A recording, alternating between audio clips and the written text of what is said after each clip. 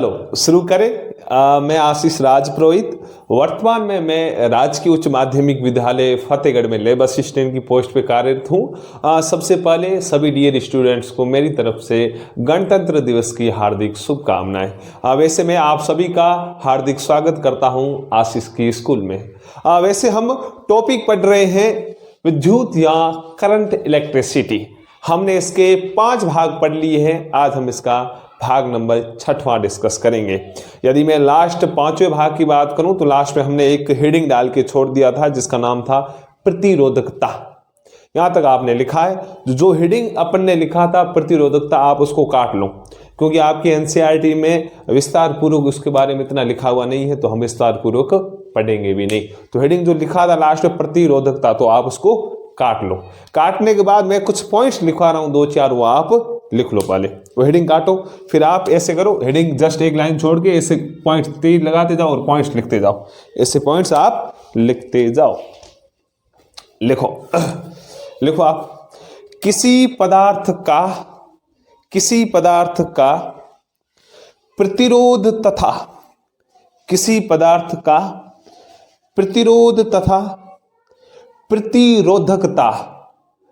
प्रतिरोधकता दोनों ही ताप में परिवर्तन के साथ परिवर्तित हो जाते हैं। मैं वापस बोल रहा हूं। किसी पदार्थ का प्रतिरोध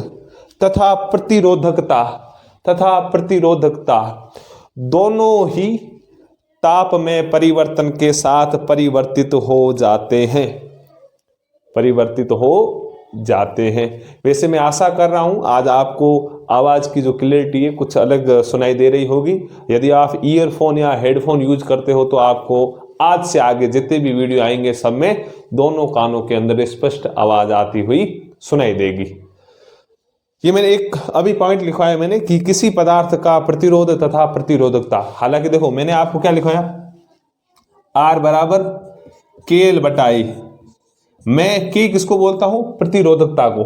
आपकी एनसीईआरटी बुक K को बोलती है रो। आपकी एनसीईआरटी बुक में लिखा हुआ है R बराबर रो L बटा A। ये लिखा हुआ हाँ या ना? कुछ बच्चे कंफ्यूज होंगे, सर K कहां से आया? K और रो एक ही है। मैंने K लिख लिया, नहीं आप भले रो लिख लो। रो होता है प्रतिरोधकता या विशिष्ट प्रतिरोध, सेम होता है। भले आप प्रतिरोधकता बोलो भले विशिष्ट प्रतिरोध बोलो, दोनों एक ही है। अब मैंने आपको क्या लिखवाया, R और रो या K जो भी बोलो दोनों ताप पर निर्भर करते हैं। यानी किसी भी तार का प्रतिरोध तथा विशिष्ट प्रतिरोध या प्रतिरोधकता, ये दोनों हमेशा ताप के ऊपर निर्भर करते हैं। यानी कुछ ऐसे पदार्थ होते हैं जिनमें यदि तापमान का मान बढ़ाया जाए तो उनकी प्रतिरोध या प्रतिरोधकता बढ़ सकती है। कुछ ऐसे होते हैं जिनका यदि तापमान हम बढ़ाए तो उनका प्रतिरोध या प्रतिरोधकता घट सकती है। समझ में आया? मतलब तापमान के ऊपर ही निर्भर करते हैं। चलो आगे वाला पॉइंट लिखो, आगे पॉइंट लिखो। लिखो ये जो पॉइंट लिखवा रहा हूं 1-2 ये इंपॉर्टेंट है, 1 नंबर का क्वेश्चन पूछा जाता है। लिखो स्टार लगा के लिखना। मिश्र धातुओं लिख लोगे आप, ऐसे लिखना मिश्र धातु का मतलब है ऐसी धातुएं जिनका निर्माण एक से ज्यादा धातुएं से हो। मिश्र का मतलब मिक्सर किसका? धातु का मतलब 2-3 धातु मिलके बनी हुई, वो होता है मिश्र धातु। इसमें लिखो मिश्र धातुओं का उपयोग विद्युत इस्त्री से समझते हो? प्रेस उसे बोलते, विद्युत इस्त्री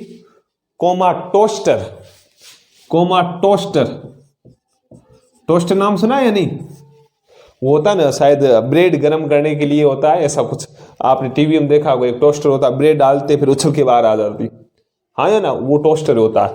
तो मतलब मिश्र धातुओं का उपयोग विद्युत इस्त्री टोस्टर आदि सामान्य वैद्युत तापन युक्तियों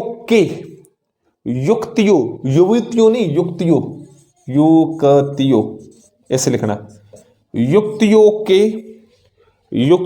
के निर्माण में किया जाता है, युक्तियों के निर्माण में किया जाता है, निर्माण में किया जाता है। बस इतना लिखना। अब मैं पॉइंट समझा रहा हूं, मैंने क्या लिखाया, हम मिश्र धातु यानी ऐसी हमारे पास एक धातु होती है जिनका निर्माण बहुत सारी धातु से मिलकर बना होता है, या मिश्र धातु जो यौगिक या कंपाउंड होते हैं उनका उपयोग हम कहाँ करते हैं, या तो इस्त्री यानी प्रेस में करते हैं या टोस्टर में। किस में करते हैं, टोस्टर में।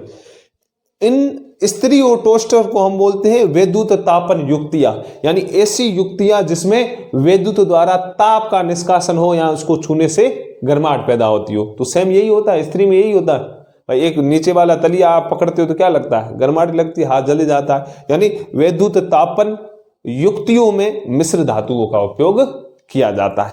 समझ में आया? चलो थर्ड पॉइंट लिखो आगे। थर्ड पॉइंट लिखो आप, विद्युत बल्बों, बल्ब लट्टू, विद्युत बल्बों, विद्युत बल्बों, विद्युत बल्बों के तंतुओं के निर्माण में, तंतुओं के निर्माण में एकमात्र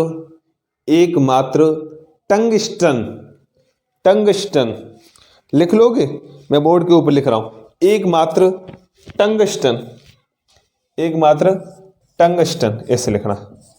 ये पूछा जाता है अधिकांश से, एकमात्र टंगस्टन, टंगस्टन का ही उपयोग किया जाता है, का ही उपयोग किया जाता है, कोमा लगा के लिखो। जबकि, जबकि कॉपर तथा एल्यूमिनियम, जबकि कॉपर तथा एल्यूमिनियम,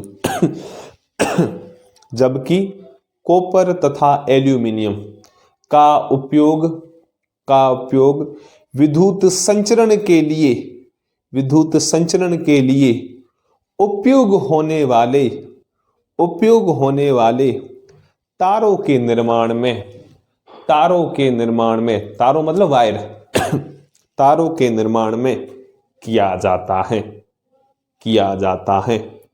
मैं वापस थर्ड पॉइंट वापस रिपीट कर रहा हूं, विद्युत बल्बों के तंतुओं के निर्माण में एकमात्र टंगस्टन का ही उपयोग किया जाता है, जबकि कॉपर तथा एल्यूमिनियम का उपयोग विद्युत संचरण के लिए उपयोग आने वाले तारों के निर्माण में किया जाता है, तारों के निर्माण में किया जाता है। लिख लिया आपने? चलो अब आ जाओ, मैं ये थर्ड वाला पॉइंट आपको समझा रहा हूं, थर्ड वाला पॉइंट समझा रहा हूं। अरे समझ में आ रही? ये पॉइंट्स इंपोर्टेंट है, अक्सर पूछा जाता है क्वेश्चन। और विद्युत बल्ब वाला तो मैंने खुद ने हर एग्जाम में देखा, पटवार ग्राम सेवक देखते हैं उनमें आता है अक्सर। विद्युत बल्ब होता है जिसके उसके अंदर जो तार होता है, बल्ब ऐसा होता है ना, तार होती है ऐसे करके, ऐसे करके फिर ऐसे करके, ऐसे यहां से उड़ जाती है, अपन बोलते हैं बल्ब फ्यूज हो गया। ये तार किससे मिलकर बनी होती है? टंगस्टन से, टंगस्टन। ये पूछा जाता है अक्सर। चलो मैं वापस रिपीट करता हूं, तीसरा पॉइंट मैंने बोला कि विद्युत बल्ब यानी लट्टुओं के तंतुओं के निर्माण में किसका उपयोग किया जाता है? टंगस्टन का। फिर आगे मैंने बताया जबकि कॉपर तथा aluminium, copper Cu, aluminium Al, हाँ या ना, कॉपर तथा एल्यूमिनियम का उपयोग हम विद्युत संचरण के लिए उपयोग में आने वाले तारों के लिए करते। विद्युत संचरण मतलब बिजली घर से आपके गांव तक यदि बिजली लेके जानी है तो उसके लिए हम किसका यूज करते? जो खंबे होते हैं उसके ऊपर जो तार होता है वो किसका? तो कॉपर का तो होता है, हाँ या ना। हमारे यहाँ कॉपर तो चलती है। इसका मतलब विद्युत संचरण के लिए एक जगह से दूसरी जगह तक विद्युत को ले जाना है तो उसमें जो तार होते हैं, जो वायर होते हैं तार, उसमें किसका यूज होता है? कॉपर तथा एल्यूमिनियम का। समझ में आया? ये कुछ बेसिक इंपॉर्टेंट पॉइंट्स थे। अब हमने जहां तक पढ़ा है, जहां तक मतलब हमने धारा के बारे में पढ़ा, हमें प्रतिरोध के बारे में पढ़ा, हमने विभव या विभवांतर, यानी हमने एक मोटा मोटा सा मेन फॉर्मूला हमने एक ये सीखा, V बराबर आई आर या I बराबर V बटा आर या R बराबर V बटा I, हाँ या ना। ये तीन फॉर्मूले बन रहे हैं, ये तीन फॉर्मूले। इन तीनों फॉर्मूलों के ऊपर हम कुछ क्वेश्चन करेंगे, कुछ क्वेश्चन करेंगे। 100% क्वेश्चन पूछा जाता है और आपको समझने हैं, आसानी से समझ में आ जाएंगे। सिंपली बात देखो, एक क्वेश्चन तो अक्सर इनसे पूछा ही जाता है। देखो तीन फॉर्मूले जहां तक अपने अभी लिखे ना पॉइंट्स, इसके नीचे ये तीन फॉर्मूले लिख लो आप। V बराबर आई आर, ये तो आपको पता है। विभव बराबर होता है धारा गुणा प्रतिरोध। अब इससे मैं यदि आई का फॉर्मूला लाऊं तो कैसे लाऊंगा, आई का फॉर्मूला कैसे लाऊंगा, ध्यान दो इधर, आई के बराबर में क्या वी है, तो आई बराबर वी, ये गुणांक था, इधर आएगा तो भाग में। समझने की कोशिश करो, मैं अभी भी कह रहा हूं आर क्या होगा, यदि आर चाहिए उसको अकेला रखो, आर के बराबर में क्या सर वी है, आई आर के गुणांक था, इधर आएगा तो भाग में। ये 3 फॉर्मूले, इससे हम कुछ क्वेश्चन करेंगे।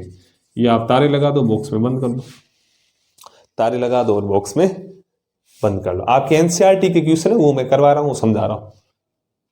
चलो मिटा दूं मैं, अब मैं क्वेश्चन बोल रहा हूं, आप लिखते जाओ क्वेश्चन, लिखो प्रश्न, प्रश्न लिखो आप। आवाज बढ़िया आ रही है इक्वल, चलो लिखो आप, वेरी गुड, लिखो क्वेश्चन। यदि किसी विद्युत बल्ब के तंतु,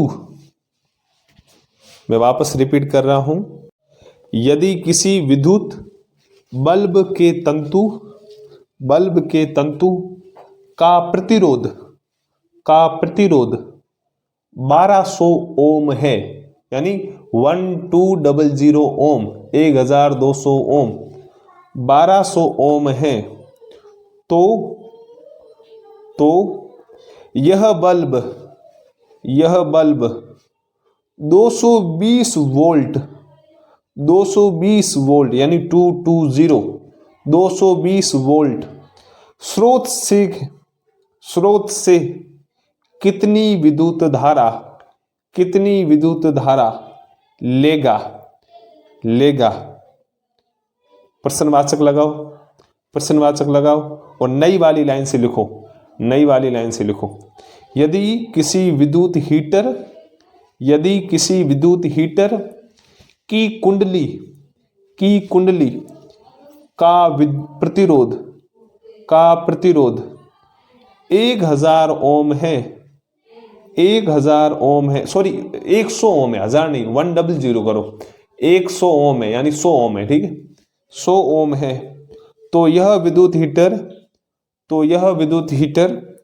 220 वोल्ट स्रोत से कितनी धारा लेगा। ये प्रश्न एक है लेकिन इसमें 2 चीजें पूछ रही है, एक तो विद्युत बल्ब के बारे में, दूसरा पूछ रहा है विद्युत हीटर के बारे में।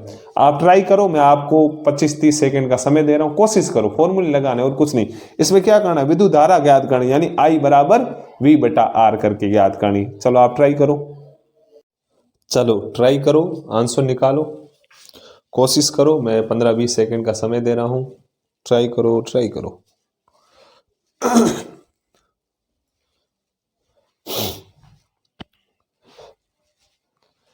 एक क्वेश्चन के अंदर 2 क्वेश्चन है, वो आपको थोड़ा हम कॉन्सेप्ट भी सीख जाएंगे और सोल्व करो। आप सेम फॉर्मूला लगाना, देखो विद्युत धारा ज्ञात करनी यानी आई ज्ञात करना, आई बराबर वी बटा आर, वी दिया हुआ है, आर दिया हुआ, सोल्व करो। चलो ऐसा करो, बोर्ड के ऊपर आओ, मैं समझा रहा हूं, सब इधर आओ, छोड़ो, इधर आओ, आंसर समझो। क्वेश्चन क्या है, यदि किसी विद्युत बल्ब यानी लट्टू के तंतु का प्रतिरोध 1200 ओम है, प्रतिरोध मतलब आर बराबर 1200 ओम, कितना है 1200, लेकिन है किसका, बल्ब का, यानी आर बी, समझ में आया, यानी बल्ब का प्रतिरोध 1200 ओम है।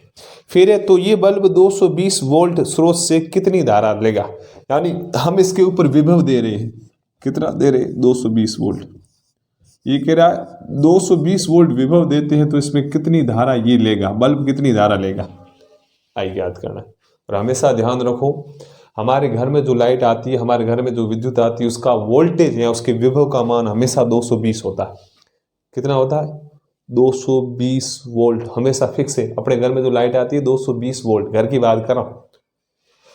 अब मैंने लट्टू जोड़ा मेरे घर में, लट्टू के तार का प्रतिरोध 1200 ओम है, पीछे से लाइट आ रही है 220 वोल्ट की, तो उसके अंदर धारा कितनी गुजरेगी, तो धारा सिंपली बात है, आपको पता है धारा मतलब आई बराबर क्या होता है वी बटा आर। अभी तो लिखा है, अभी बॉक्स में तो लिखा है आपने, देखो ऊपर यहाँ साइड में लिखा हुआ है, वी कितना दिया हुआ सर वी दिया हुआ है 1200, वी दिया हुआ है 220 वोल्ट, 220। आर कितना दिया हुआ सर 1200। अब इसको सोल्व करो, सोल्व करेंगे 220/1200 करेंगे, तब आंसर आता है 0.18 एम्पियर, 0.18 एम्पियर। यानी जब हमने स्रोत से लट्टू जोड़ा, लट्टू का प्रतिरोध था 1200 वोल्ट, स्रोत का वोल्टेज था 220 वोल्ट, तो उस स्रोत से वो लट्टू धारा कितनी लेगा 0.18 एम्पियर। ये एक का आंसर आ गया, सिंपल है, समझ में आया है ना? Very good. ये लिख लो आप, ये लिख लो जल्दी जल्दी, फिर मैं आगे वाला करवा रहा हूं, आगे वाला करवा रहा हूं। ये था 2 इक्वेशन है, चलो इसको भले ए मान लो बी मान लो, एक ये था, ठीक है, लिख लिया। अब आगे बढ़ो, चलो आगे आ जाओ, अरे लिख लो। हाँ सेकंड देखो, यदि किसी विद्युत हीटर की कुंडली का प्रतिरोध, पहले हमने लट्टू जोड़ा था, अब मैं क्या जोड़ रहा हूं हीटर जोड़ रहा हूं। यानी हीटर किसके यूज होता है, पानी गर्म दूसरे करने के लिए होता है, हीटर जोड़ रहा हूं, तो हीटर का प्रतिरोध इसको भले ए मान लो। अब मैंने हीटर जोड़ा, क्या जोड़ा बी, हीटर जोड़ा, यानी प्रतिरोध हीटर का, या हीटर की कुंडली का प्रतिरोध कितना है, कितना दिया हुआ है, प्रतिरोध दिया हुआ है सर 100 ओम, आर बराबर 100 ओम, लेकिन है किसका हीटर का, इसको लिख लो आर एच, यानी हीटर की कुंडली का प्रतिरोध 100 ओम, ठीक है। अब देखो 100 ओम, ये क्या, यदि किसी विद्युत हीटर की कुंडली का प्रतिरोध 100 ओम है, तो ये विद्युत हीटर 220 वोल्ट स्रोत से कितनी धारा लेगा। देखो कभी कभी ऐसा लिखा हुआ ना कि विभव का मान इतना है उतना, पीछे यूनिट देखा करो, वी लिखा हुआ इसका मतलब वोल्टेज दिया हुआ है, ए लिखा हुआ इसका मतलब धारा दी हुई है, ओम लिखा हुआ इसका मतलब प्रतिरोध दिया हुआ है।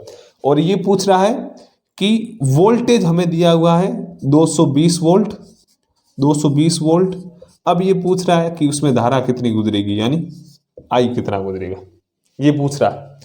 पहले मैंने लट्टू लगवाया, लट्टू को वोल्टेज कितना था 220 दिया था, हीटर को कितना दे रहा हूं 220 दे रहा हूं। अब धारा मैं निकाल रहा हूं, आई बराबर वी बटा आर, वी कितना दिया हुआ 220 और आर कितना है 100, आर कितना है 100। इसको अपन सोल्व करते हैं, इसको अपन सोल्व करते हैं तो आंसर आता है 2.2 एम्पियर, 2.2 एम्पियर ये आंसर है। अब समझने लायक चीज क्या है, अपन नॉर्मल क्या कहते हैं कि घर में गीजर यूज मत करो, हीटर मत करो, यहाँ रोड होती पानी यूज करने वाली वो मत करो, इस्त्री ज्यादा यूज मत करो, मतलब प्रेस, क्यों, क्योंकि वो लाइट बिल ज्यादा आता है, यही सोचते। अब मैंने नॉर्मल लट्टू यूज किया, लट्टू ने कितनी धारा खाई 0.18 एम्पियर, और इसी की बेसिक्स पर अपन रुपये आते हैं, हमारी यूनिट्स बढ़ती। लेकिन जब मैंने हीटर लगाया तो उसने कितनी धारा खाई 2.2 एम्पियर, यानी इसकी तुलना में ज्यादा खाई, ज्यादा धारा खाएगा तो इसका मतलब उसका लाइट बिल भी ज्यादा आएगा। अरे समझ में आया, ये कौन सी चीजें थी। चलो आप लिख लो, ये दोनों ही लिख लो, आप दोनों ही लिख लो। समझना, जब हीटर जोड़ा तब इतनी धारा खाई, यदि किसी और को जोड़ता हूं तो इतनी धारा खा रहा है। समझ में आया, सिंपल फॉर्मूला था। एक और क्वेश्चन करते हैं, चलो एक और क्वेश्चन करते हैं। लिखो, जब कोई विद्युत हीटर, क्वेश्चन लिखो, जब कोई विद्युत हीटर स्रोत से, जब कोई विद्युत हीटर स्रोत से 4 एम्पियर विद्युत धारा लेता है, तब उसके टर्मिनलों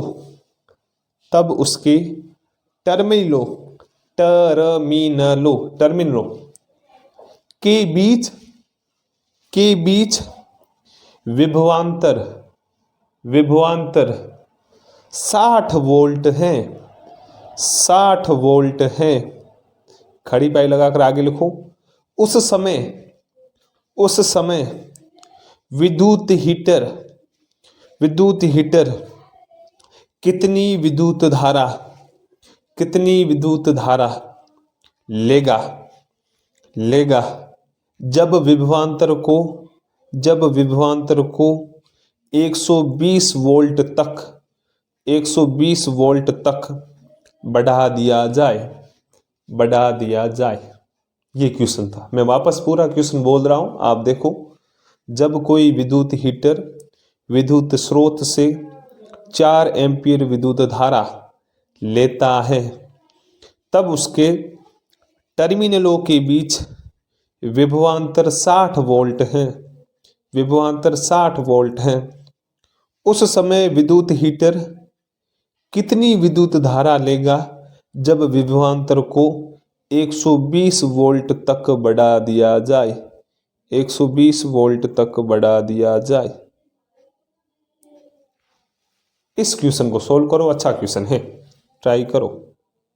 एक बार सही ढंग से क्वेश्चन पढ़ लो। क्वेश्चन में जो डाटा दिया हुआ है, जो चीज़ें दी हुई है, वो चीज़ें आप लिखते जाओ। फिर देखो कौन सी चीज़ की कमी है, उसको ज्ञात करो। इसको ज्ञात करो। अच्छा क्वेश्चन है, तारा लगा दो। लल्लू पंजू क्वेश्चन नहीं है। पहले वाले तो सीधी फॉर्मूला बेस्ड थे, इसमें थोड़ा सोचने लायक है।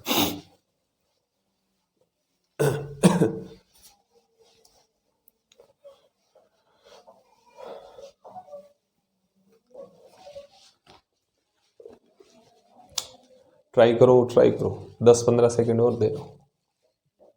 10-15 सेकंड और दे रहा हूँ, ट्राई करो।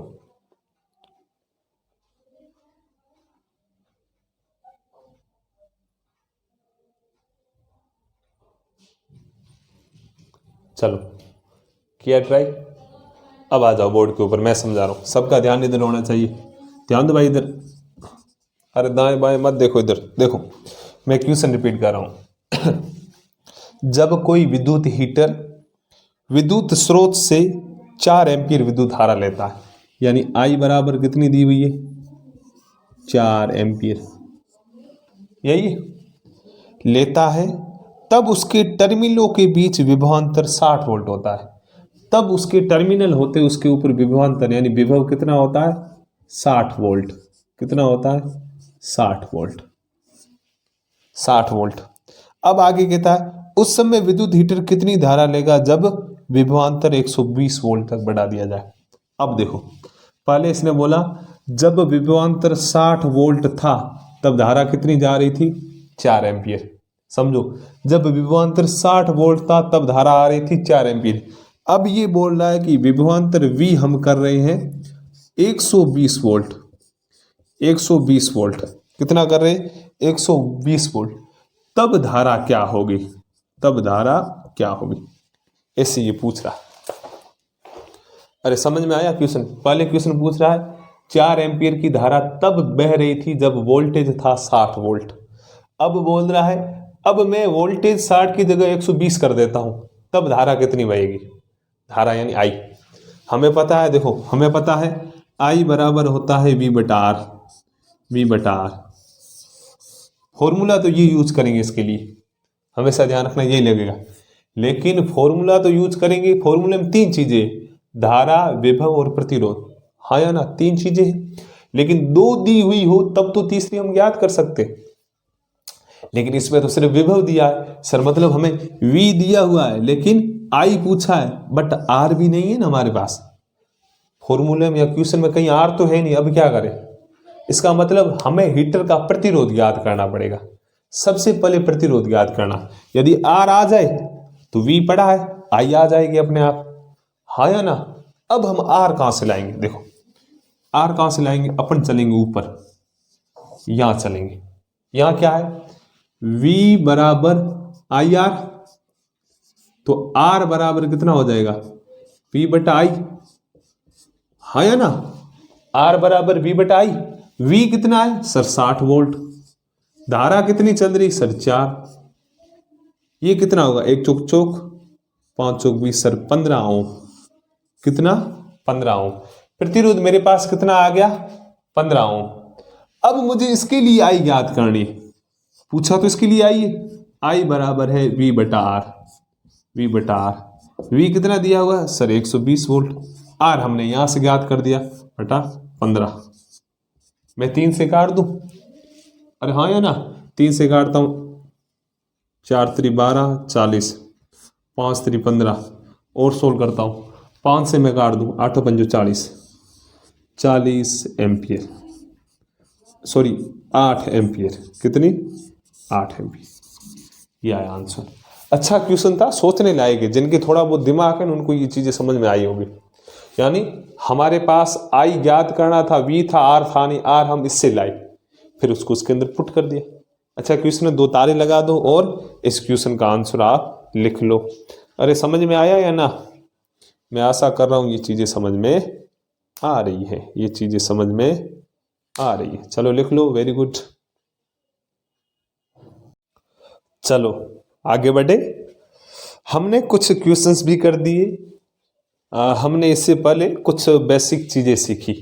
वास्तविकता में धारा क्या होती है, प्रतिरोध क्या होता है, विभवांतर या विभव क्या होता है, अनंत बिंदु से मूल बिंदु तक जब हम किसी आवेश को लाए उस दौरान किया गया कार्य क्या होता है, प्रतिरोध किन किन चीज़ों के ऊपर निर्भर करता है, और प्रतिरोध का फॉर्मूला क्या होता है, ओम का नियम क्या होता है, ओम के नियम से संबंधित ग्राफ जो आते वो क्या होते।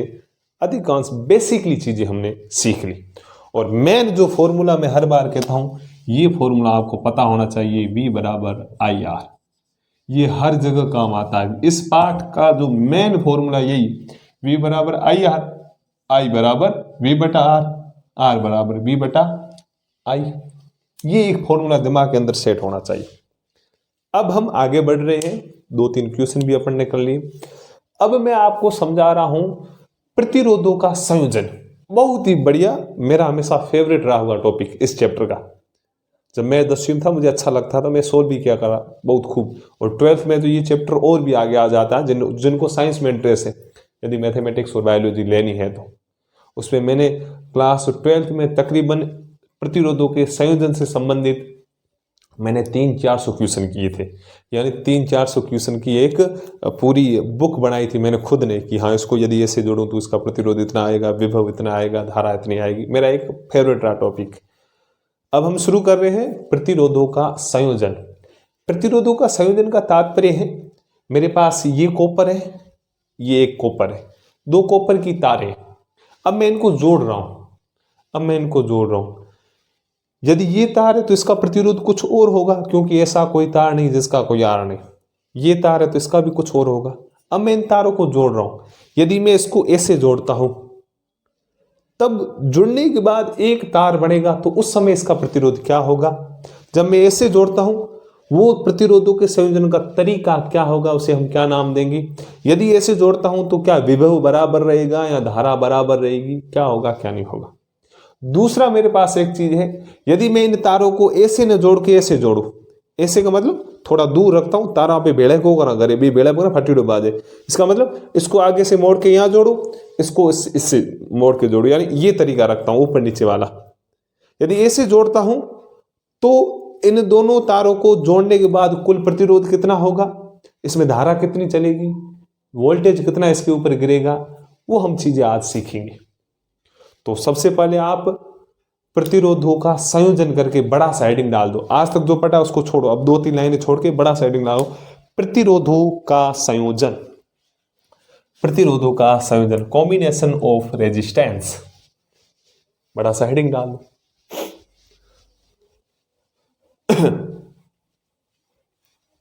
चलो मैं ही लिख लेता हूं, यहां लिखो आप, प्रतिरोधों का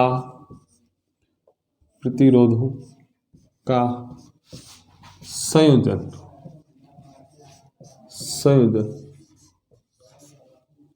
प्रतिरोधों का संयोजन, ये हेडिंग डाल दो।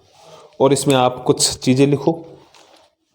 इसमें लिखो, आप लिखो, किसी दिए गए चालक तारों से भिन्न भिन्न प्रतिरोध प्राप्त करने के लिए उनको जोड़कर उभयनिष्ठ, अरे लिख लोगे, उनको जोड़कर ऐसे लिखना है, उभयनिष्ठ। ये तो आना चाहिए भाई, 10वीं में हो तुम। उभयनिष्ठ प्रतिरोध प्रतिरोध प्राप्त किया जाता है, प्राप्त किया जाता है, प्राप्त किया जाता है। अब देखो ये लाइनिंग क्या बोल रही कि आपने 2-3 तारे लिए से, अब इन तारों को जोड़कर उनका एक उपनिष्ठ, मैं इन चारों तारों को ऐसे जोड़ रहा हूं, पहली तारे से, फिर ऐसे जोड़ दिया, फिर ऐसे, फिर ऐसे, ये 4 तारे भी मैंने जोड़ दिया। जोड़ने के बाद इन पूरों का एक तार बना, तब प्रतिरोध क्या है, यानी हम चारों को जोड़ के उनका एक उभयनिष्ठ प्रतिरोध ज्ञात कर रहे हैं। ये थी मोटी मोटी लाइन। अब एक लाइन छोड़ के लिखो, एक लाइन छोड़ के लिखो, प्रतिरोधों का, एक लाइन छोड़ के लिखना, ठीक है।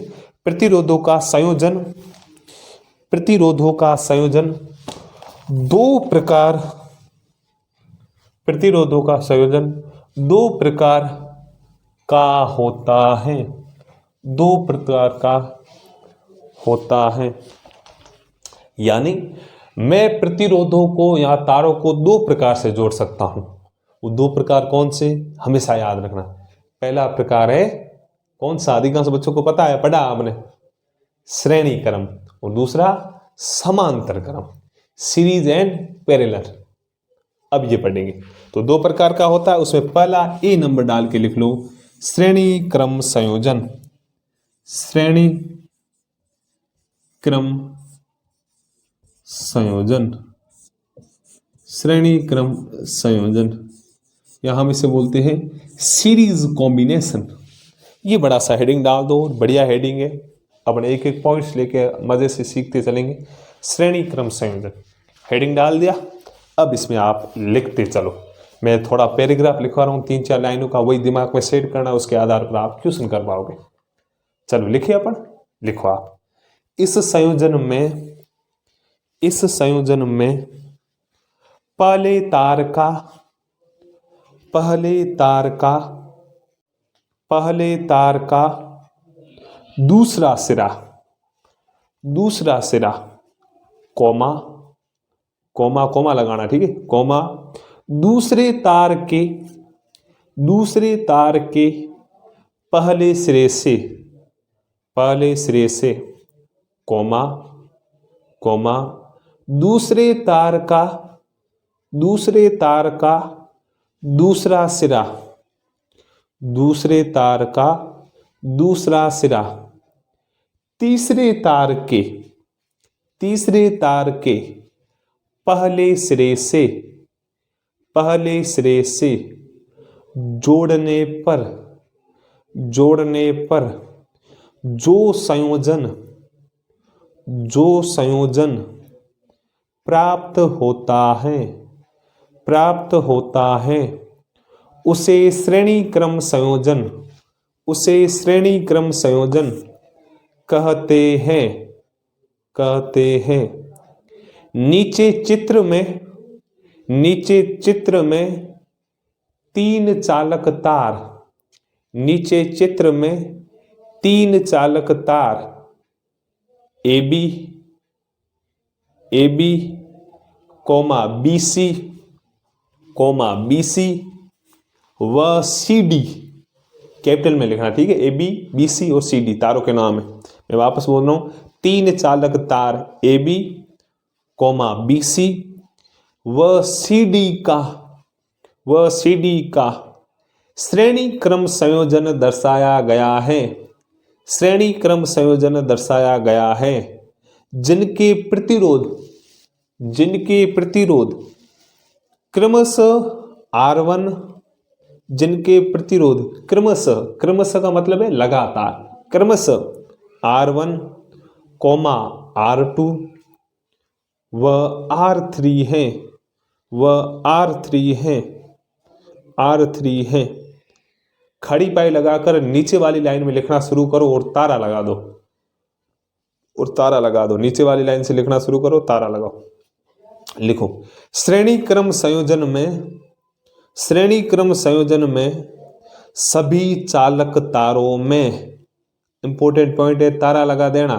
श्रेणी क्रम संयोजन में सभी चालक तारों में, सभी चालक तारों में समान धारा, समान धारा, धारा के बाद कोष्टक में I लिख लो, मतलब कैपिटल I लिखना है।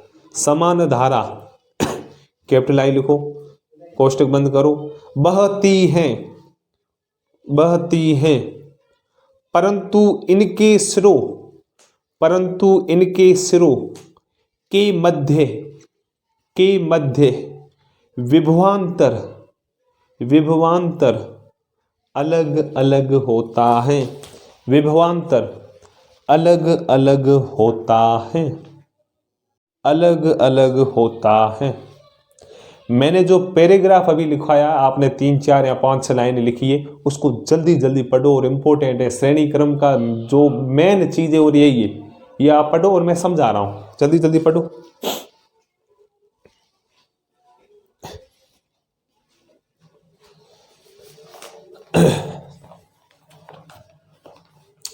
अब बोर्ड के ऊपर आ जाओ।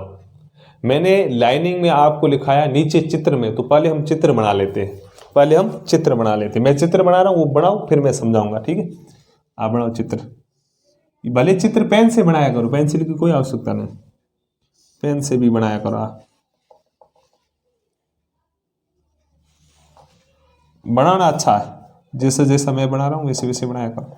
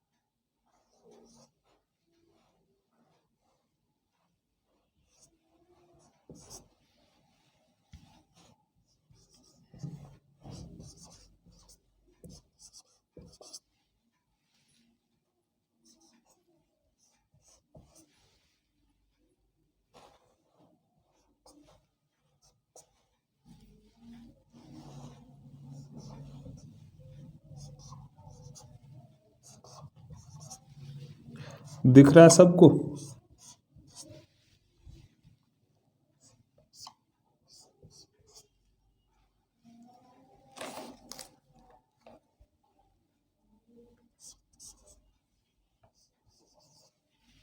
ये लिख लो, आप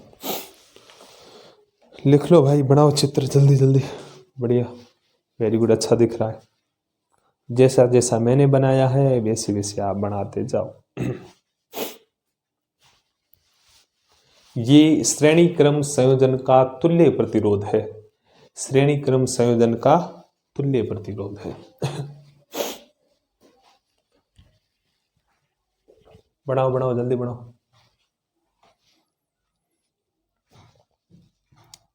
चलो अब आओ बोर्ड के ऊपर, अब हम ये चीजें समझते हैं। अब देखो, मैंने जो आपको लाइनिंग लिखवाई है वही समझा रहा हूं। मैंने क्या लिखवाया, इस संयोजन में पहले तार का दूसरा सिरा दूसरे तार के पहले सिरे से और दूसरे तार का दूसरा सिरा तीसरे तार के पहले सिरे से जोड़ने पर जो संयोजन प्राप्त होता है उसे श्रेणी क्रम। अब देखो, तारे मेरे पास कितनी है? 3 तारे हैं। मैंने क्या बोला? 3 तारे। कौन कौन से? देखो, मेरे पास एक वायर है AB, दूसरा वायर है BC, तीसरा वायर है मेरे पास CD। ये तो लिखवाया, इसके नीचे लिखवाया। ये मेरे पास 3 वायर है, एक वायर है AB, दूसरा है BC, तीसरा है CD। हाँ या ना? नीचे तो ये लिखवाया मैंने। अब देखो, 3 तारे हैं, 3 वायर है मेरे पास। मैंने इन वायरों को जोड़ा ऐसे, एक वायर ये पड़ा AB, दूसरा ये पड़ा BC, तीसरा ये पड़ा CD। दिख रहा है? 3 वायर जोड़े, तीनों के प्रतिरोध दिख रहे हैं आपको? एक का R1 है, दूसरे का R2 है, तीसरे का R3। अब देखो, वापस लाइन बोलो, मैं बोल रहा हूं, समझने की कोशिश करो। इस संयोजन में पहले तार का दूसरा सिरा, पहला तार AB है, इस संयोजन में पहले तार का दूसरा सिरा, तो पहले तार का दूसरा सिरा क्या है? B। हाँ या ना? पहले तार का दूसरा सिरा, फिर आगे लिखा दूसरे तार का पहला सिरा। दूसरा तार कौन सा? BC। दूसरे तार का पहला सिरा, तो पहला सिरा तो यही है। फिर आगे क्या लिखा है? तीसरे तार के पहले सिरे से, फिर आगे मैंने लिखा है दूसरे तार के पहले सिरे से, सॉरी मैं वापस रिपीट कर रहा हूं, उल्टा बोल दिया, चलो वापस आओ। मैंने क्या बोला, पहले तार का दूसरा सिरा, इस संयोजन में इस पहले तार यानी ए बी, इस पहले तार का दूसरा सिरा दूसरे तार यानी बी सी के पहले सिरे यानी बी से, पहले सिरे से दूसरे तार का दूसरा सिरा, दूसरा तार कौन सा, बी सी, बी सी का दूसरा सिरा कौन सा, सी, दूसरे तार का दूसरा सिरा तीसरे तार के पहले सिरे से, तीसरा तार कौन सा, सी डी, यानी दूसरे तार का दूसरा सिरा सी तीसरे तार के पहले सिरे यानी सी से मिलता है। तो ये तो सही तो है, सी से तो मिला, दूसरा तार मतलब बी सी का सी भाग, तीसरा तार मतलब सी डी का सी भाग, दोनों मिलते हैं। इस संयोजन को हम बोलते हैं श्रेणी क्रम संयोजन, या हम बोलते हैं एक खत्म दूसरा शुरू, दूसरा खत्म तीसरा शुरू। एक खत्म मतलब ए बी खत्म, फिर दूसरा शुरू कौन सा, बी सी, बी सी खत्म तो तीसरा शुरू कौन सा, सी डी। अरे आया समझ में, श्रेणी क्रम का मतलब सीक्वेंस भाई लगातार, एक खत्म दूसरा शुरू, दूसरा खत्म तीसरा शुरू, तीसरा खत्म चौथा शुरू, कॉर्नर आपस में मिले हुए होंगे। आया समझ में, वेरी गुड, उसे श्रेणी क्रम संयोजन कहते हैं। फिर मैंने नीचे लिखवाया चित्र में तीन चालक तार A B B C C D, तीन चालक तार श्रेणी क्रम में दर्शाए गए हैं, तो दर्शाए गए हैं, हाँ या ना। फिर आगे हैं, आगे मैंने अच्छा पॉइंट लिखाया, सॉरी आगे मैंने लिखाया जिनके प्रतिरोध क्रमशः R1 R2 R3, यानी पहले तार का प्रतिरोध क्या है, R1 यानी 1 मतलब पहला तार, R4 रेजिस्टर, दूसरे तार यानी BC का प्रतिरोध क्या है, R2, तीसरा तार मतलब CD का प्रतिरोध क्या है, R3, R3 क्या है, R3 दर्शाए गए हैं। फिर आगे मैंने जो स्टार लगवा के लगा वो ध्यान रखना है, ध्यान क्या है, श्रेणी क्रम संयोजन में सभी चालक तारों में समान धारा आई बहती है, परंतु उनके सिरों के मध्य विभवांतर का मान अलग अलग होता है, ये ध्यान रख दो। मैंने पहले बोला ये चैप्टर चलता है V बराबर आई आर, V बराबर आई आर। श्रेणी क्रम संयोजन में आपको एक चीज एक जैसी दिखेगी, वो है आई, यानी श्रेणी क्रम संयोजन में धारा का मान हमेशा आई रहता, वो चेंज नहीं होता, लेकिन विभव आपको V1 दिखेगा, V2 दिखेगा, V3 दिखेगा, प्रतिरोध R1 R2 R3 R4 कुछ भी दिखेगा, लेकिन धारा हमेशा आई दिखेगी, I1 I2 I3 नहीं दिखेगी। चित्र में अपन देखते हैं, ये बैटरी है, ये प्लस माइनस, प्लस से धारा बहती है, माइनस से वापस, B4 बैटरी, B4 क्या है, बैटरी, I4 धारा या करंट, K4 कुंजी या खटको, ठीक है। जैसे ही बैटरी से मैंने इन प्रतिरोधों को जोड़ा, इन तारों को जोड़ा, तो पहले वाले प्रतिरोध पर जो विभव गिरेगा वो क्या है, V1, दूसरे पर V2, तीसरे पर V3, इसका प्रतिरोध R1 है, R2 या R3, यानी V चेंज हो रहा है, V1 V2 V3, प्रतिरोध R1 R2 R3, लेकिन यहां से जैसे जो धारा I निकली है वो लास्ट तक आई रहेगी, यहां से निकली, यहां से चलती चलती यहां पर भी आई रहेगी, यहां आएगा तभी भी आई रहेगी, यहां पर आई तब भी आई है, वापस इसके अंदर आ रही तब भी आई है, यानी श्रेणी क्रम संयोजन में धारा का मान हमेशा नियत नियत नियत यानी समान रहता है। ये कॉन्सेप्ट माइंड में बिठाना है, विभव चेंज होता है लेकिन धारा नहीं। समझ में आया, हाँ या ना, वेरी गुड।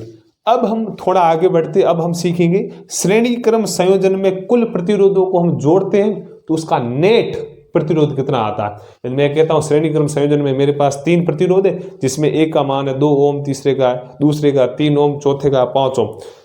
अब मैं इनको जोड़ता हूं तब क्या मान आता है, उसको अब हम सीखेंगे। यहां तक आ गया समझ में? चलो मैं ये मिटा रहा हूं, मैं ये मिटा रहा हूं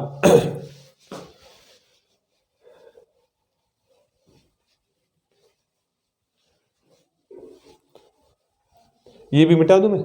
चलो हेडिंग वही है श्रेणी क्रम संयोजन, लेकिन हम थोड़ा आगे बढ़ रहे हैं। डायग्राम बना दिया सही। अब मैं बोर्ड के ऊपर जो जो चीजें लिख रहा हूं वो आप मेरे साथ लिखते हुए चलो। मैं जैसे जैसे लिख रहा हूं वैसे वैसे टीपते चलो। चित्र बनाए और उसके नीचे कंटिन्यू लिखते चलो। लिखो आप, मैं लिखू माना कि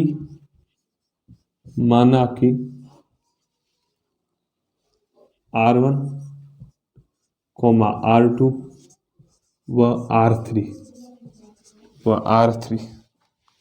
में प्रवाहित धारा आई है, धारा तो सेम रहेगी, बदलेगी नहीं। दिख तो रहा सबको, मैं थोड़ी स्याही भर लेता हूँ। धारा आई है, चलो ये लिख लो आप, मैं स्याही भर रहा हूँ। धारा आई है, थोड़ा धुंधला हो रहा है ना। माना कि R1, आप 100% कंसंट्रेट होकर सीखने की कोशिश करोगे तो चीज़ें समझ में आ जाएगी, वरना तो मतलब कुछ नहीं। क्योंकि ये थोड़े फिजिक्स से रिलेटेड टॉपिक है, यानी भौतिक विज्ञान, थोड़ी बहुत गणित आती है तब आपका माथा चकरा जाता है। बाकी हमने जैव विकास या जेनेटिक है या हमने जैव प्रक्रम पढ़े, उसमें आपको इतनी दिक्कत नहीं हुई, क्योंकि इसमें जोड़ भाग की गुणा भाग नहीं आती थी। जोड़ भाग की जो आती है दिमाग अपना खराब हो जाता है। चलो आ जाओ बोर्ड के ऊपर, मैं लिख रहा हूँ वैसे वैसे आपको लिखते हुए चलना है।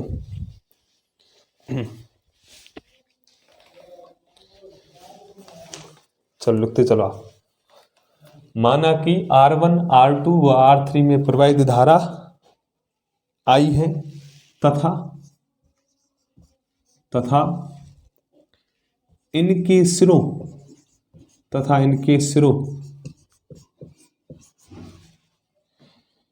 के मध्य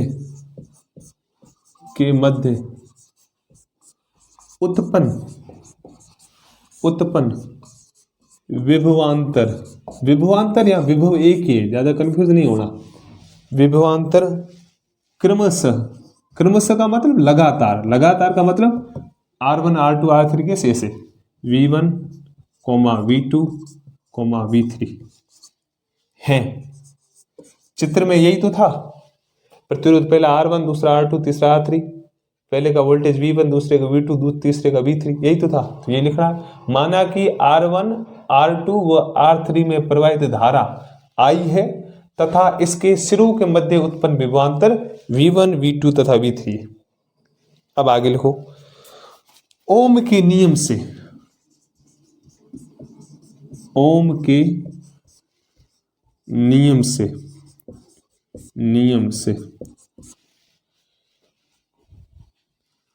R1 के सिरों के मध्य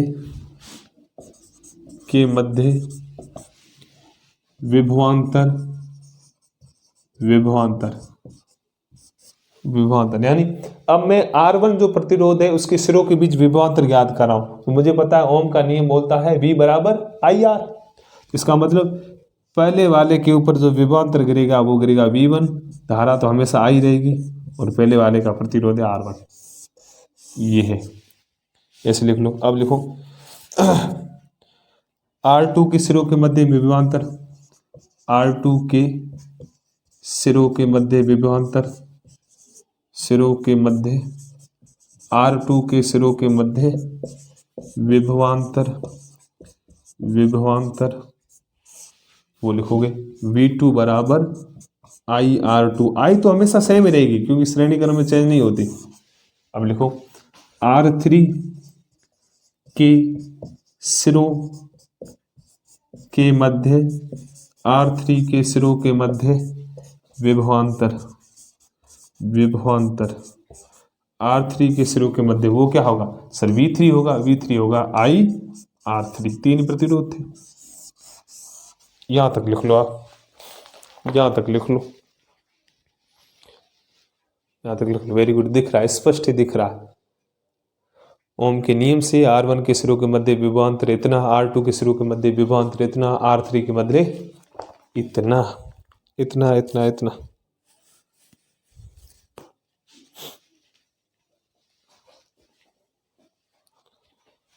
लिख लिया। अब देखो हमने जो बैटरी बनाया था पीछे वाले चित्र में, ऐसे करके प्लस माइनस, नीचे आपने B लिखा था, तो बैटरी के ऊपर V लिख लो। यानी बैटरी का कुल विभवांतर कितना है? V। और बैटरी तो इन प्रतिरोधों को विभवांतर देगा। बैटरी का कुल V है तो इनको कितना देगा? एक को दे रहा है V1, दूसरे को V3, तीसरे को दे रहा है दूसरे को V2, तीसरे को दे रहा है V3।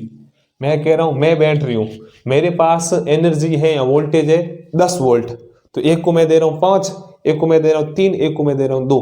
टोटल करूंगा कितना हो रहा है? 5, 3, 8, 8, 2, 10। यानी बैटरी का टोटल वोल्टेज V था वो किसके बराबर है? V1 plus V2 plus V3, क्योंकि प्रतिरोधों को इसने तो दिया है ना। अब यहां तक लिख लिया, अब मैं ये मिटा रहा हूं, इसके नीचे कंटिन्यू लिखते हुए चलना, क्योंकि नीचे दिखेगा नहीं। यहां तक जो लिखा आपने, अब नीचे लिखना, जो मैं लिख रहा हूं वैसे वैसे कंटिन्यू लिखते हुए चलना, कंटिन्यू लिखते हुए चलना है।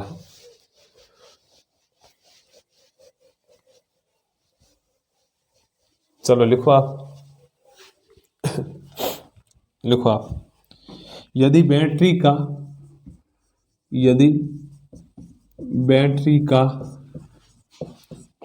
विभवांतर, यदि बैटरी का विभवांतर V है, यदि बैटरी का विभवांतर क्या है, V है, तो V बराबर कितना होगा, तो सर पहली प्रतिरोध पर, फिर दूसरी प्रतिरोध पर, फिर तीसरे प्रतिरोध, टोटल वोल्टेज वही तो होगा, यानी V बराबर V1 plus V2 plus V3। यदि बैटरी का विभवांतर V है तो V टोटल कितना हो जाता होगा। अब देखो यहाँ ये लिख लो, पहले मैं समझा रहा हूँ।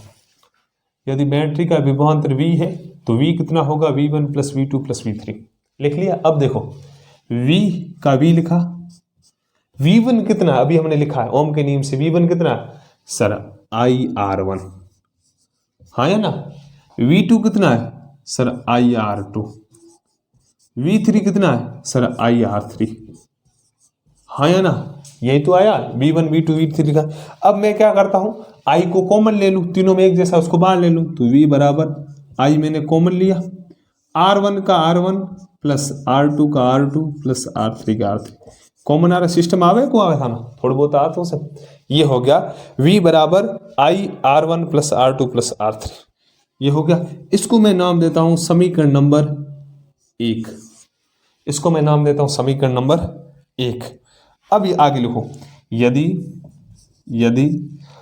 R1 R2 व R3 का श्रेणी क्रम संयोजन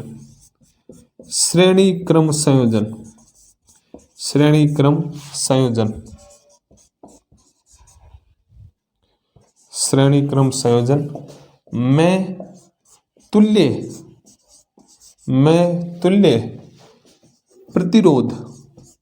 तुल्य प्रतिरोध R है, यहां तक लिखो R है, दिख रहा है सबको, तुल्य प्रतिरोध, वेरी गुड, दिख रहा, अच्छा दिख रहा है। मैंने नीचे लिखवाया, यदि R1 R2 व R3 का श्रेणी क्रम संयोजन में तुल्य प्रतिरोध R है, R मैंने माना है, मैंने क्या बोला, बैटरी का विभव V है, तो बैटरी ने तीनों प्रतिरोधों पर विभव कितना दिया, एक पर V1, दूसरे पर V3, दूसरे पर V2, तीसरे पर V3। अब मैं कह रहा हूं, यदि प्रतिरोध R1 R2 R3 को मैं जोड़ता हूं श्रेणी क्रम में, और मैं कहता हूं उसका तुल्य प्रतिरोध कितना आता है, R का मान तो हमें याद करना है, कितना आता है R। अब R आएगा कितना, वो हम अब याद करेंगे। तो यहां तक लिख लिया, अब मैं आगे लिख रहा हूं, यहां तक डेरिवेशन टाइप डेरिवेशन, मैथमेटिक्स से लंबे चौड़े कैसे करते वैसे लिख लिया। अब मैं मिटा रहा हूं, अब इसमें लगातार नीचे लिखते हुए चलो, लगातार लिखते हुए चलो, लिखो इसमें। अब देखो, पहले हमने, तो अब मैं चित्र बना रहा हूं, पहले हमने कैसे बनाया, अब ऐसे करके, फिर कुंजी बनाई, फिर बैटरी बनाई, यही बनाया। अब मैं इन तीनों को जोड़ रहा हूं, इन तीनों को जोड़ के एक बना रहा हूं ऐसे, सॉरी मैंने इन तीनों का एक बना दिया, कितना बनाया, एक। और तीनों का जो प्रतिरोध था, तीनों का प्रतिरोध क्या था, R1 R2 R3, हाँ है ना। अब तीनों को मैंने एक बना के क्या नाम दे दिया, R। तीनों के ऊपर विभव कितना था सर, V1 V2 V3। अब मैंने तीनों को जोड़ के क्या विभव नाम दे दिया, सर V। अरे आया समझ, तीनों को जोड़ के मैंने एक तार बनाया, और मैं इसको जोड़ के बैठा हूं एक बैटरी से, और इधर एक कुंजी लगाई हुई थी, पहले लगाई हुई थी नहीं, बैटरी मतलब प्लस माइनस, बैटरी से धारा क्या निकल रही थी, I, क्या निकल रही थी, I। इसका मतलब मैंने तीनों को जोड़ा, तीनों को जोड़ने के बाद प्रतिरोध R आया, तीनों को जोड़ने के बाद विभव V आया, धारा I निकल रही थी, बैटरी की बैटरी थी। मेरे पास मेन फोटो ऐसा आया। अब मैं यदि इस तुल्य चित्र का या इस मेन चित्र का यदि मैं विभव ज्ञात करूं तो मैं लिख सकता हूं, ये चित्र पढ़ाओ और चित्र के नीचे लिखो,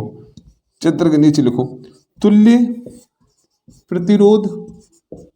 प्रतिरोध के सिरों के मध्य विभवांतर। अब देखो, अब मैंने तुल्य यानी एक बनाया, तब विभवांतर क्या होगा? तब तुम बोलोगे सर विभव V है इस चित्र में, धारा I है और प्रतिरोध कितना है? R है। इसका मतलब तुल्य प्रतिरोध तुल्य विभव इस चित्र का कितना आ गया सर? इतना आ गया। कितना आ गया? इतना आ गया। अब देखो, अब मैं समीकरण नंबर 1 में आता हूं। समीकरण नंबर 1 ये लिख लिया। अब मैं कहता हूं समीकरण 1 क्या थी? समीकरण 1 में मैंने लिखा था कि V बराबर I R1 plus R2 plus R3, यही लिखा था, हाँ या ना? अब मैं इसको नाम देता हूं, वैसे इसको नाम दे दूं समीकरण 2। इसको मैंने नाम दिया समीकरण 2। समीकरण 1 ये थी। अब मैं कह रहा हूं समीकरण 2 का मान 1 में रखने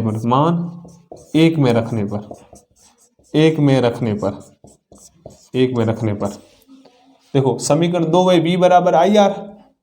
पहली थी V बराबर I R1 plus R2 plus R3। V की जगह मैं क्या लिखूं? IR। तो V की जगह मैंने लिख लिया IR, I का I, फिर R1 plus R2 plus R3। ये तो आया, दिख रहा सबको? हाँ ये दिख रहा। मैंने समीकरण 1 में 2 का मान रखा। समीकरण 2 क्या थी? V बराबर आई आर। 1 क्या थी? V बराबर I R1 plus R2। V की जगह मैंने क्या रखा? IR।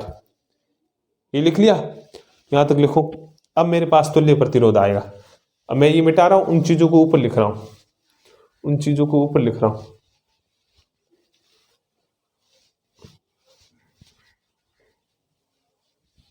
देखो मेरे पास मेन ये चीज आई। ये क्या आई? I R बराबर I R1 plus R2 plus R3, ये आया। मुझे क्या ज्ञात करना? तुल्य प्रतिरोध श्रेणी क्रम में ज्ञात करना, यानी R करना है। तो I को मैं नीचे ले जाऊंगा, तो R बराबर I का I R1 plus R2 plus R3। उस ये I R के गुणांक थी, इधर आएगी भाग में, I गई, मतलब I बटा I गया। तो तुल्य प्रतिरोध R बराबर आएगा R1 plus R2 plus R3। यानी श्रेणी क्रम संयोजन में तुल्य प्रतिरोध उन 3 प्रतिरोधों का सामान्य योग होता है। ये ध्यान रखना है, और इंपॉर्टेंट चीज यही है। यानी श्रेणी क्रम संयोजन में जो तुल्य प्रतिरोध आता है, R बराबर आता है R1 plus R2 plus R3। इसमें लिखो श्रेणी क्रम। वो पूरा डेरिवेशन था, मेन चीज ये है। यदि 4 प्रतिरोध होते तो R1 plus R2 plus R3 plus R4। श्रेणी क्रम संयोजन ऐसे लिख लो, श्रेणी क्रम संयोजन, यहां तक लिख लो आप, श्रेणी क्रम संयोजन, यहां तक आप लिख लो,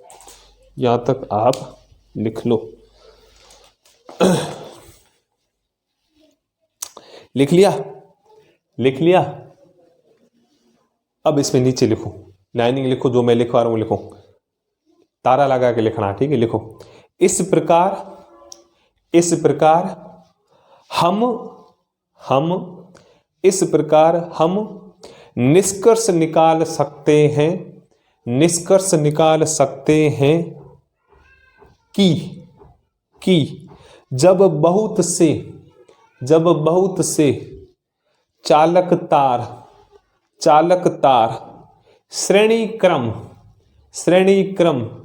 में संयोजित होते हैं तो संयोजन का कुल प्रतिरोध उन संयोजित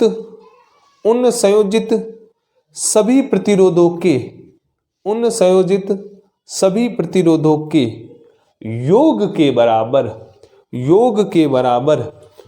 होता है। योग का मतलब तुल्य प्रतिरोध आया R बराबर R1 plus R2 plus R3। ये था श्रेणी क्रम संयोजन का तुल्य प्रतिरोध। चलो यहां तक लिख लिया श्रेणी क्रम संयोजन का तुल्य प्रतिरोध, यानी R बराबर R1 plus R2 plus R3।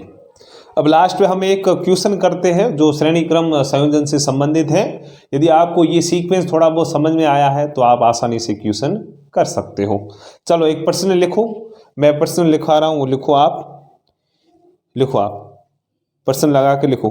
3 ओम, 4 ओम व 5 ओम, मैं वापस रिपीट कर रहा हूं, 3 ओम, 4 ओम व 5 ओम के प्रतिरोध किसी परिपथ में श्रेणी क्रम में जुड़े हैं। इस संयोजन को एक 6 वोल्ट की बैटरी से जोड़ दिया जाता है तो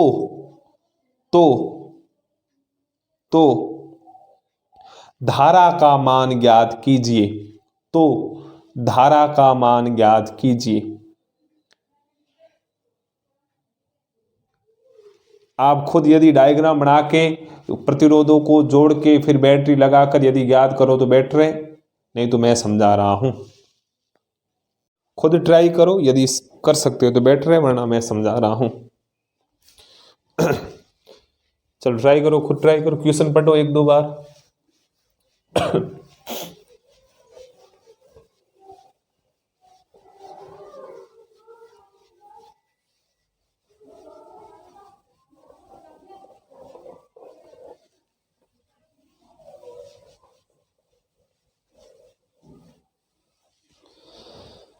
चलो मैं क्वेश्चन पढ़ रहा हूं और जैसा जैसा क्वेश्चन बोल रहा है वैसे वैसे मैं कर रहा हूं। क्वेश्चन बोल रहा है 3 ओम, 4 ओम व 5 ओम के प्रतिरोध मतलब ऐसे ऐसे 3 है, ये बोल रहा है। जैसे क्वेश्चन बोला वैसे क्या करो। 3 ओम, 4 ओम व 5 ओम के प्रतिरोध किसी परिपथ में श्रेणी क्रम में जुड़े हुए। श्रेणी क्रम का मतलब वो ऐसे लगातार जुड़े हैं, वो ऐसे लगातार का मतलब पहले प्रतिरोध का दूसरा सिरा दूसरे प्रतिरोध के पहले सिरे से जुड़ा हुआ है, दूसरे सिरे का दूसरा सिरा तीसरे सिरे के, सॉरी मैं वापस रिपीट करता हूं, उल्टा बोल गया। पहले प्रतिरोध का दूसरा सिरा दूसरे प्रतिरोध के पहले, उल्टा बोल रहा हूं। चलो वापस अपन ट्राई करते। अरे मनुष्य गलती वे आया ना। देखो श्रेणी क्रम संयोजन कैसे, तो मैंने जहां परिभाषा लिखाई थी उसके अनुसार पहले प्रतिरोध का दूसरा सिरा दूसरे प्रतिरोध के पहले सिरे से जुड़ा हुआ है, या दूसरे प्रतिरोध का दूसरा सिरा तीसरे प्रतिरोध के पहले सिरे से जुड़ा हुआ है, तभी तो श्रेणी क्रम संयोजन है।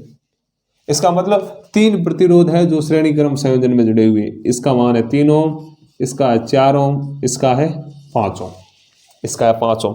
फिर आगे बोला है इस संयोजन को एक 6 वोल्ट की बैटरी से जोड़ते, यानी एक में बैटरी जोड़ देता हूं प्लस माइनस कितने वोल्ट की है, तब हम बोलेंगे 6 वोल्ट की। अब ये कह रहा है तो परिपथ में कुल धारा ज्ञात करो, यानी इसने हमें क्या बोला है, आई ज्ञात करनी, आई पूछा इसने, और हमें पता है आई बराबर होता है V बटा R, हाँ है ना, यही तो होता है। V हमें दिया हुआ है 6 वोल्ट, तो मैंने बराबर लिख लिया 6 वोल्ट। अब मुझे R चाहिए, लेकिन R क्या 3, 4, 5 है, श्रेणी क्रम में जुड़े हुए, तो इनका मैं R कुल निकाल सकता हूं। श्रेणी क्रम में R नेट क्या होता है, R तुल्य प्रतिरोध क्या होता है sir, R1 plus R2 plus R3, हाँ या ना। R1 कितना है सर 3 ओम है, R2 4 ओम है, R3 सर 5 ओम है। 3 × 4 7, 7 × 5 12, हाँ या ना। इसका मतलब तुल्य प्रतिरोध आ गया 12 ओम। यानी I बराबर V बटा R, V तो सर 6 दिया हुआ था, तुल्य हमने वहां से ज्ञात कर दिया, यानी 1/2 बराबर 0.5 एम्पियर, 0.5 एम्पियर। ये आया इसका उत्तर। और ऐसे क्वेश्चन आपके परीक्षा में पूछे जाते 2-2 नंबर के। समझ में आया ना? जिसको तुल्य प्रतिरोध निकालना आता है वो तुल्य कर निकाल के फिर सीधा करना है। आया समझ में? पहले क्या करते थे हम, पहले यदि धारा ज्ञात करने के लिए बोलता था वो विभव और प्रतिरोध का सीधा मान देता है, लेकिन अब प्रतिरोध बहुत सारे देता है, फिर हमें एक उसका ज्ञात करना पड़ता है। ये था एक क्वेश्चन श्रेणी क्रम संयोजन से संबंधित। कल हम पढ़ेंगे समानांतर या समांतर संयोजन। आज के लिए इतना खूब है।